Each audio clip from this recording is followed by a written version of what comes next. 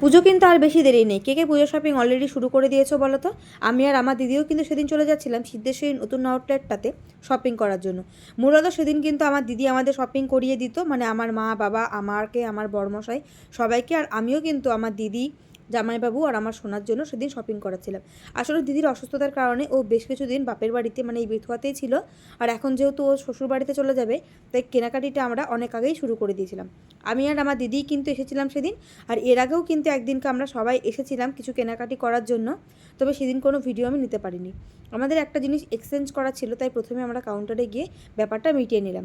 তারপরে যা যা আমাদের কেনাকাটি ছিল সেগুলো কিন্তু কিনে নিচ্ছিলাম।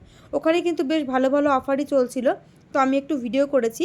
জানি তোমরা অনেকেই উপকৃত হতেও পারো এই ভিডিওটাতে। আর আমি কিন্তু কোনো প্রমোশন করছি না, আমি গিয়েছিলাম জাস্ট ভিডিও করেছি, তাই তোমাদের সাথে শেয়ার করছি। এরপরে চলে গিয়েছিলাম শাড়ির কাউন্টারে, মসলিন শাড়িগুলো আমরা দেখছিলাম।